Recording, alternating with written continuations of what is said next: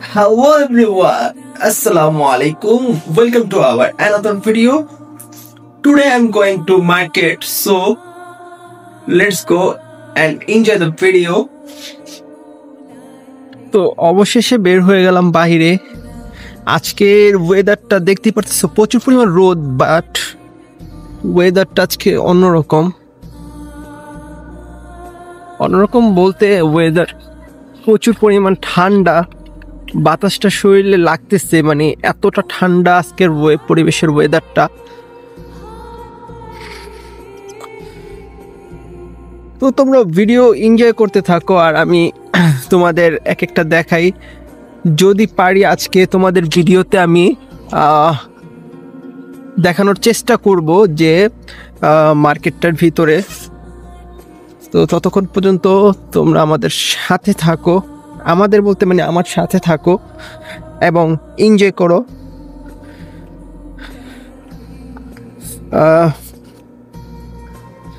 তোমাদের আরেকটা কথা বলি, তোমরা যারা আমার ভিডিও দেখো প্লিজ সাবস্ক্রাইব করো এবং পাশে থাকা বেল আইকনটি ক্লিক করো যাতে নতুন নতুন ভিডিও সবার আগে তোমাদের কাছে চলে আসে।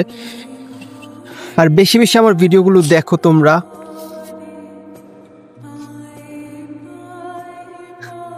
কি করব, এখন পর্যন্ত আমি সৌদিতে আসছি, কাজে জয়েন করি না, ইনশাল্লাহ অতি শীঘ্রই জয়েন করব, বাট একা একা থাকি, এই কারণে হয়তো একটু ভিডিওগুলো করি, তোমাদেরকে দেখানোর চেষ্টা করি। সো এই চিরচেনা প্রতিদিনের সেই শর্টকাট রাস্তা দিয়ে যাচ্ছি। তো আজকে চেষ্টা করব তোমাদের একটু বাজারের ভিতরেটা দেখাতে। মূলত যাচ্ছি হলো আমি সবজি বাখালা, যেটাকে সবজির মার্কেট, সুপার মার্কেট, এখানে সব ধরনের সবজি পাওয়া যায়। তো আমি আজকে পালং শাক আনতে যাচ্ছি। তো তোমাদের ওখানে দেখাবো যে কিভাবে ওখানে কিরকমভাবে বেচা কেনা হয়, দেখানোর চেষ্টা করব। তো সঙ্গে থাকো।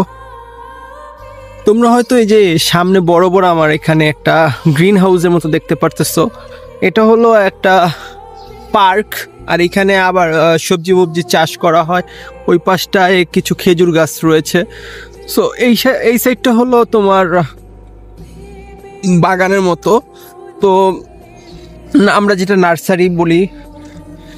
আর সৌদি আরবে এখানে এই যে গ্রিন হাউস যেটা দেখতে পাচ্ছি, এখানে সবজি মবজি চাষ করা হয়। আর এর পিছনে যে বড়, জানি না দেখতে কতটুকু দেখতে পারতেছে, আমি একটু জুম করে দেখানোর চেষ্টা করি। সো এই পিছনে যে বড় জায়গাটা রয়েছে ওখানে হলো আবার তোমার কি করে, ওইটা হলো আর্মি ক্যাম্প। ওখান থেকে আর্মি ক্যাম্প শুরু হয় সৌদি আরবের। তো এই আর্মি ক্যাম্পের ভেতরে হলো পোশাক বানায়, এটা হলো পোশাক ফ্যাক্টরি। আর এইটারই অপর সাইডে, ওখানে মানে অপর সাইডে বলতে এটা বিশাল বড় এরিয়া নিয়ে, প্রায় 50 মাইল বা 60 মাইল পুরাটা ক্যাম্পটা। সো এইটার ভিতরে হয় কি, এক সাইডে একটা মেডিকেল আছে, মানে একটা গেটের ওখানে। সো ওইখানে হলো আমি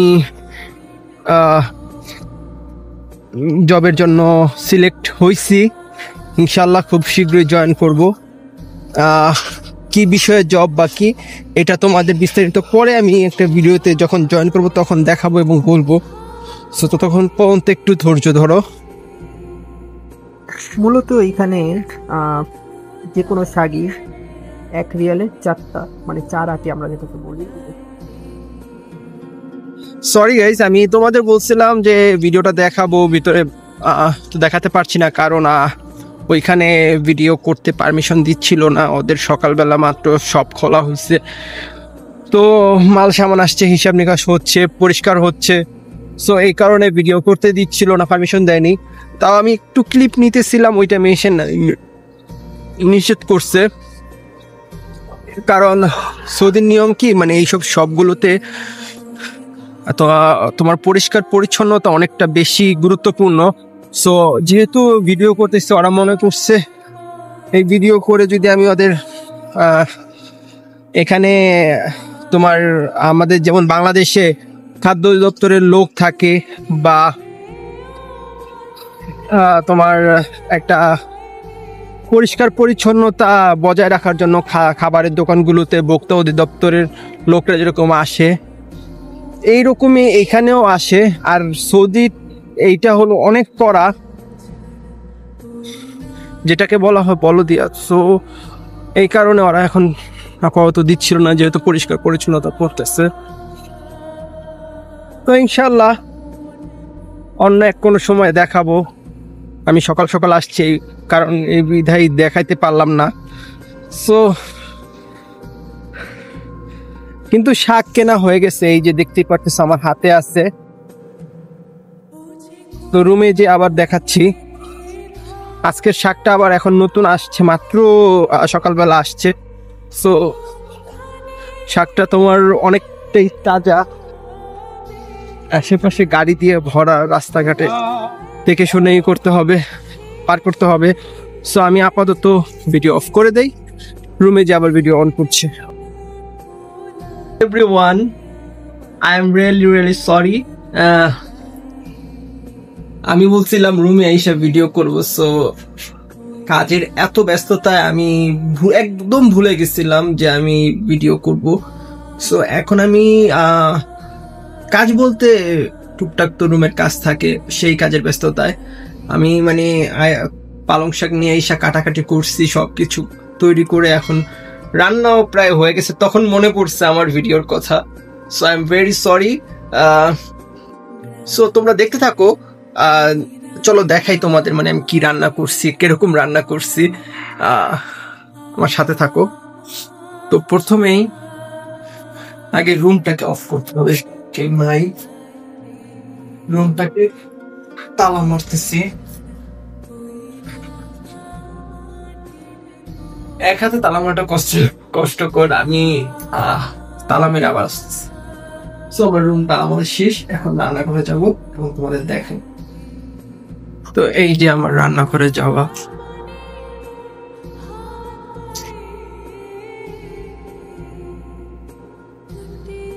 তো এই যে অলরেডি চলে আসছি রান্নাঘরে। এই যে আমার শাক দেখতে পারতেছো, যে সুন্দর একটা ঘ্রাণ আসতেছে, সেটা তোমাদের এখান থেকে বোঝানো যাবে না।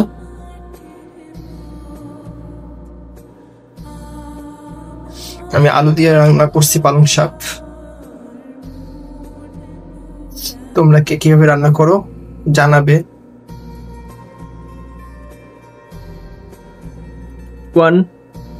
রান্না করা শেষ, রুমে চলে আসছি। তো আজকে রান্না করলাম পুঁই শাক, ভাত, এগুলো রান্না করলাম। সকালটা শুরু হয়েছে এরকম ভাবে যে মানে ঘুম থেকে উঠছি, পাপা চলে গেছে, পাপাকে বিদায় দেওয়ার পর অফিসে, দেন আমি নাস্তা করলাম। নাস্তা করা শেষ করে যখন 8টা বাজে, যখন দোকান খোলে, তখন যে সবজি নিয়ে আসলাম, সবজি বলতে পালং শাক নিয়ে আসলাম, এসে আমি ভিডিও করা ভুলে গিয়ে আমি কাজ করছি, মানে রান্নাবান্না শেষ করলাম। কারণ যেহেতু পাপা এখন আমি আসছি, তো আমি ট্রাই করি প্রতিদিনের খাবারটা প্রতিদিন রান্না করে তাজা খাওয়ার জন্য। কারণ প্রবাস লাইফটা এরকম, একদিন রান্না করলে সারা সপ্তাহ খায়, কারণ সময় আর পায় না। ভাতটা প্রতিদিন রান্না করতে হয়, এইটাই অনেক কষ্টদায়ক। তরকারি রান্না করার প্রতিদিন সময় থাকে না, যেহেতু পাপার শুক্র আর শনিবার বন্ধ থাকে। সো পাপা এই 2 দিন একটু তাজা খায় এবং শনিবার দিন রান্না করলে ওইটা একবারে সারা সপ্তাহ খায়। যেহেতু আমি এখন আসি, যার কারণে কিছুটা পাপার হেল্প হইতেছে, কিন্তু শীঘ্রই আমি চলে যাব এখান থেকে। তো তখন আবার পাপার কষ্ট হয়ে যাবে এবং আমারও সেম এই রুটিনেই চলতে হবে, যেহেতু আমিও প্রবাসে আসছি কাজ করতেই। সো আমারও একদিন রান্না করলে 6 দিন খেতে হবে, এরকমই আমারও অবস্থা হবে। তো এটাই প্রবাস লাইফ। আমার প্রবাস লাইফ সম্বন্ধে মানে কিছু পার্সোনাল কথা আজকে তোমাদের সাথে শেয়ার করি। প্রবাস লাইফ সম্পর্কে বলতে মানে আমি যে এই যে আমার সাকসেসের এক পাও মাত্র শুরু করলাম সাকসেসের পথে। তো এর পিছনে একটা লম্বা জার্নি আছে, তা তোমরা সবাই জানো। আমি 2024 সালে 26শে আগস্ট দুবাই যাই।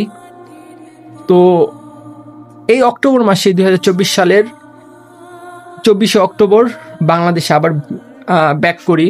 তো এর পিছনে অনেক বড় একটা দুর্ঘটনা ছিল, যেটা আমার এখনো বলা হয় নাই, কোনো একদিন হয়তো বলবো, কারণ এই ভিডিও না হলে অনেক লম্বা হয়ে যাবে এখন। সো ওই যে একটা কামব্যাক, তো ওখানে যাওয়া এবং আসার ভিতরে আমার প্রায় অনেক টাকা খরচ হয়ে গেছে, নষ্ট হয়ে গেছে, যেটা উঠানোটা আর যায় নাই। যে ট্রাভেল এজেন্সির মাধ্যমে আমি ওখানে গিয়েছিলাম, ওই ট্রাভেল এজেন্সি টাকা ব্যাক করে নাই। এটা হলো আমার দুর্ভাগ্য বলতে পারো বা সৌভাগ্য বলতে পারো। দেন ওইটার পরে মানে আমার মামুনি অনেক অসুস্থ হয়ে যায়, আইসিইউতে ছিল ডিসেম্বরের। তো ওখানেও কতগুলো টাকা নষ্ট হয়, মানে অনেকগুলো টাকা তার পেছনেও যায়। এবং ওখান থেকে সুস্থ হওয়ার পর পাপা দেশে আসে, আবার আহনাফ অসুস্থ হয়, মামুনিও অসুস্থ হয়, দুজন একসাথে মেডিকেল ভর্তি থাকে। তো সব মিলিয়ে প্রায় মোটা অঙ্কের একটা টাকা নষ্ট হয়, যেটা আমাদের অনেক বড় একটা পিছুটান। সো সেই সময় মামুনির পাপার দুইজনের কষ্টের এবং শখের একটা জায়গা, সেটা সব মিলিয়ে মানে আমার পেছনে সবচেয়ে বেশি নষ্ট হয়। তো সব মিলিয়ে সেই জায়গা থেকে কিছু অংশ বিক্রি করতে হয়। তখন মামুনি অনেক কান্না করে, কিন্তু কি করবে, আমার দিকে তাকে সে সারা জীবনই স্যাক্রিফাইস করে আসতেছে। দেন ওইখান থেকে ভিডিওটা লম্বা হয়ে গেতেছে, তাও আমি শর্টকাটে বলি। ওখান থেকে তারপরে পাপা কাছে আমার নানু তখন বেঁচে ছিল। সো মনি অনেক, মানে আমি দুবাই যখন গেছি তখনও মনির মন মানে নাই, মনি বারবার বলতেছিল ওর বাবার কাছে পাঠাও, ওর বাবা আছে।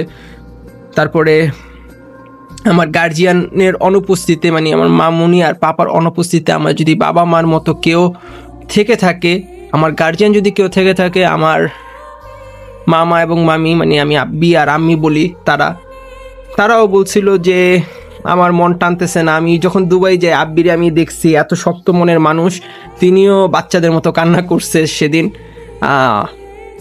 সেও বলছে যে আমার মন মানতেছে না, তোর বাবা আছে ওখানেই যাইতি, আর বিদেশটা তার পছন্দই না।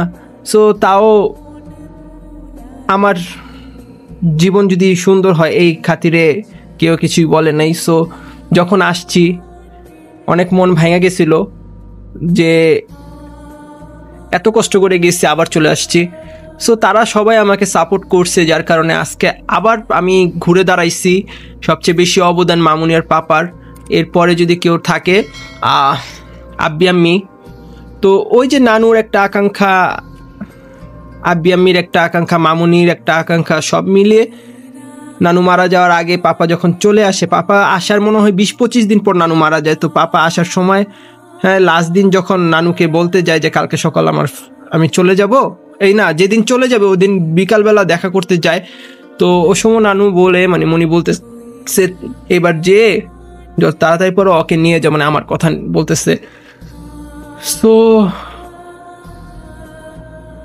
যখন পাপা আসার পরে তো নানু মারা যায়। তারপরে পাপা ওই নানুর কথা রাখার জন্য, এবং পাপাও চিন্তা করলো দেশে কি করব, মামুনিও বলল, আব্বি আম্মিও বলল, সবাই চিন্তা ভাবনা করে টাকার পর না করে আমাকে আবারও বিদেশে আনার কাজ শুরু করলো। তখন আব্বি, মানে মামুনি কি করছে, মামুনি বলছিল যে বাকি অংশ আছে জায়গার সেটাও বেচে ওর ভবিষ্যতের জন্য দেই। তো একটা জিনিস কি, মা বাবা মনে হয় এটা কি বলে যে আমার একটা এখন নিজের সংসার হয়ে গেছে, কিন্তু অন্য সব ফ্যামিলির ক্ষেত্রে যেটা হয় আমি দেখছি, বিয়ে করার পর মা বাবার দায়িত্ব নিতে চায় না। আর এখানে তো আমার সন্তান হয়ে গেছে, আমার সন্তানরাও আমি যতটা করতে না পারি আমার মা বাবা আমার চেয়ে বেশি করতেছে। আমি বলবো আমার চেয়ে অধিকার বেশি তাদের, কারণ তাদের কারণে আমি দুনিয়া আসছি এবং তারপরে আমার পরিবার আসছে। সো তাদের ঋণ আমি কখনোই শোধ করতে পারবো না।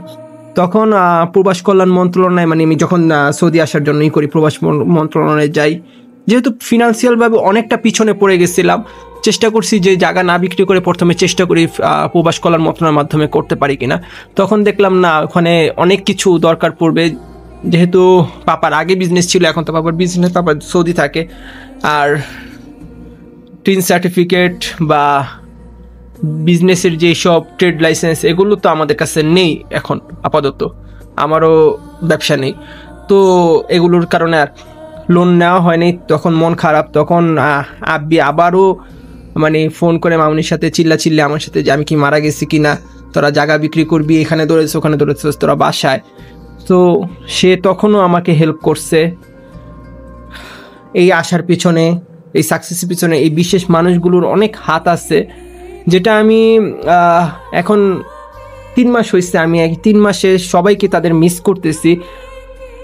মিস করলেও কি দিন শেষে এক জায়গায় শান্তি লাগে যে তারা আমার জন্য সারা জীবন এত কিছু করছে, জীবনে নিজে প্রতিষ্ঠিত হয়ে তাদের মনের আশাটা পূরণ করে তাদের জন্য কিছু করি। সো এই যে একটা যে মনোবল, সেটা তাদের মাধ্যমেই পাইছি। তো তাদের কারণে আজকে এত দূর আমার বিদেশ জার্নির। এটা আমি শর্টকাটে বললাম, তাও ভিডিও অনেক লং হয়ে গেছে। ইনশাল্লাহ আরও একদিন মানে সুন্দর করে বিস্তারিত সব জানাবো। আমার সাথে থাকো, আমার চ্যানেলের সাথে থাকো। দিন তো মাত্র শুরু, আজকের ভিডিও আর বড় করব না। যদি আজকে ভিডিও করিও সেটা আমি অন্য আরেকটা ভিডিওর মাধ্যমে শেয়ার করব, কারণ এখানে আপাতত ভিডিও করার মতো কিছুই নেই। সেই একই রাস্তা আর আমার এই একই বকবক আর বোরিং একটা টাইম। সো আমি চাই না যে আমার ভিডিও এত লং হোক, তোমরা বিরক্ত বোধ হও। তো আমার চ্যানেলে যারা নতুন আছো সাবস্ক্রাইব করবে এবং পাশে থাকা বেল আইকনটি ক্লিক করবে যাতে নতুন নতুন ভিডিও সবার আগে পেয়ে যাও। So let's go. আমার জার্নির সাথে থাকার জন্য আর আমার জার্নির সাথে থাকো। আর আজকে এ পর্যন্তই। আল্লাহ হাফেজ, bye bye, goodbye, see you.